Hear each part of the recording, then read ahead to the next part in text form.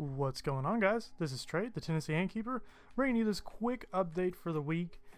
This wasn't the video I was going to have uploaded for today, but the products I was supposed to have in this week have been delayed because we had a really bad snowstorm last week here in Tennessee, and I guess around the whole US. So everybody understands, I hope.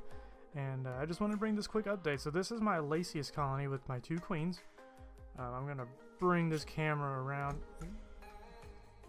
Sorry about that. I'm going to bring this camera here to show you guys how they're doing. This is the one with two queens. As you can see, one's only got one wing in there. But they are doing really well. Their brood had, has made it through the move. Last I showed you guys this colony of ants. They had no workers. So they went all of hibernation with, I guess, one or two workers, but the two workers died. So this is all that's left of them. You can see their brood pile there on the little water dish. Some of them, I believe, are over here in the sand where this queen is. I think they're getting kind of annoyed with the light, so I'm going to make a really quick video, like I said. But not much has happened. I left them this little liquid feeder by Formica, just in case they, for some reason, need to go up and forage for food. Before they moved, I put some honey in their test tube because they didn't have any water, so I wanted to make sure they at least had the energy to, feed the eggs and stuff. If anyone has any recommendations on how to get these little brood piles, these little eggs growing faster, please let me know.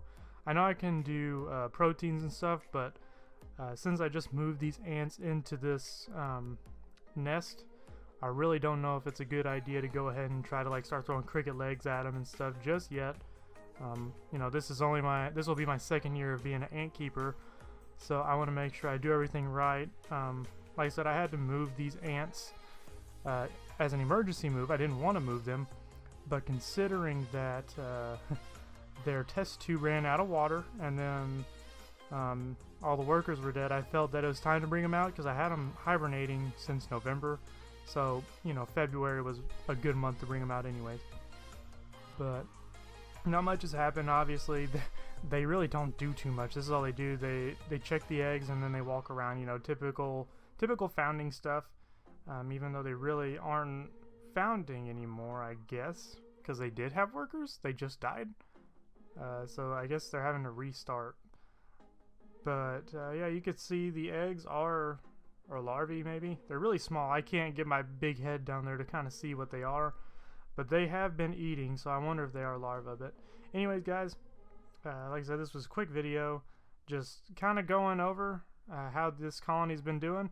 Be ready for me to be bringing my Formica colony out, as well as my carpenter ants, because that's right around the corner for me here, and I want to make a video because I saw a really good video from Ants Anatomy on how to bring colonies and test tubes out of hibernation safely, because I just brought another Lasius colony of mine out from hibernation and they were in a test tube. I underestimated how bad it would flood, because the first test tube I brought out of hibernation was a chromatogaster colony, and they did just fine. But obviously, the Lasius colony did not do too well. My personal chromatogaster colony, because I had two colonies I showed in the previous video. There was one in the test tube setup and one in a ant shack microverse ant nest. Yeah, the one that was my personal colony, which was in the ant shack ant nest, it died. They did not make it. I fed them. I did everything that I could. I don't know what really even happened to him, to be honest with you. So this is the only colony I have right now. Like I said, I'll have my Camponotus and my Formica colonies out of hibernation and hopefully have a video on that as soon as possible. I don't really want to rush anything because they always tell you ant keeping takes time, be patient. So I am just trying to be patient and make sure that I do everything right, because I have lost too many colonies from my own ignorance. So yeah, I guess the moral of me trying to be this poor pitiful me is just make sure you do your research, guys, before you do anything with your ants if you're not sure, because if you're like me, I have a very just go for it personality, and you can't do that with ant keeping. So anyways, enough of that rambling. Again, this was a quick update. Nothing much has happened. There's eggs, there's queens. That's it.